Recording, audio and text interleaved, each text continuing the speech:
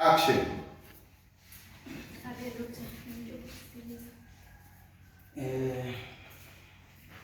Bila shaka ni wewe ni Mama Neema.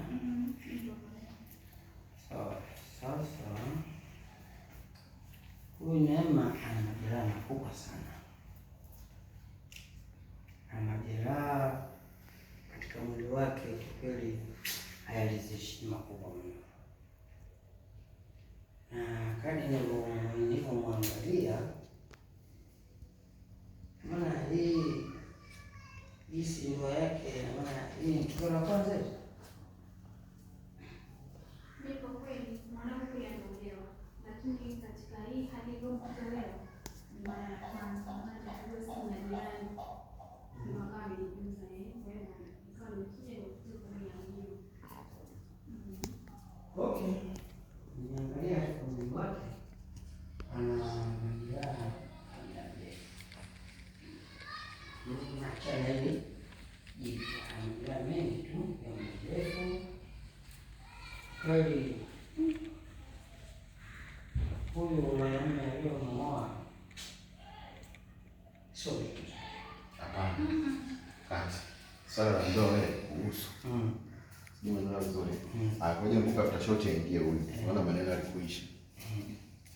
Sasa ndoa wewe sana. Umepokea vizuri sana pale ulivyo short lakini.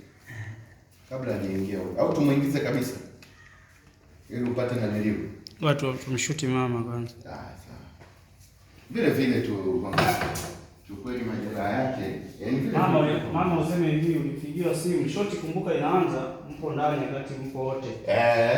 Wewe unakuja kumleta hospitali. Ndio ndio hospitali. Nilimleta mwenyewe. Kwamba ulipigiwa simu na majirani. Umeelewa vizuri, ukaenda kumchukua mtoto baada ya kumuona hali yake sio nzuri. Mkamuita dokta. Ukamuita dokta kwanza. Okay, sawa. Sawa. Dokta, kama ulivyoona pale, kweli mimi siishi na mtoto wangu. Kwa hiyo msiongee kwa mimi siishi na mtoto wangu, ameolewa.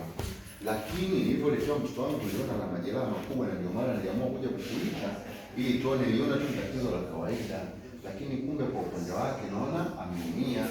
Kwa ndio maana hivyo mpaka umemleta hapo. Kwa maana dokta huyu maana kwamba ulimleta. Kwa hiyo dokta, unaelewa issue ya nyumbani? Unaelewa na issue? Yes. Sawa.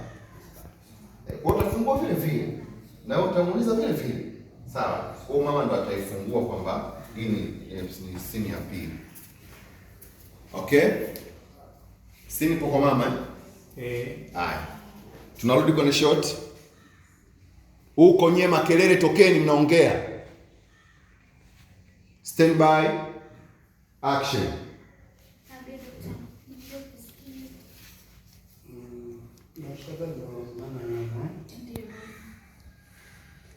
Okay. Huyu Neema ana majeraha makubwa sana.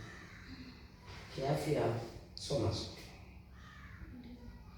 Kwa sababu nimejaribu kuangalia kiundani zaidi, ana majeraha makubwa, halafu ana majeraha ambayo ya muda mrefu hapa pia nimeyaona. Sasa kwani hili tukio ndo mara kwanza katika ndoa yake? Dokta, haya majeraha ya nyuma sifahamu, lakini hili jeraha jipya la leo nimefanya kupigiwa simu. Mwanangu amepigwa, kwa hiyo nikaenda nikamchukua, ndo nikapigia simu ukaja pale nyumbani.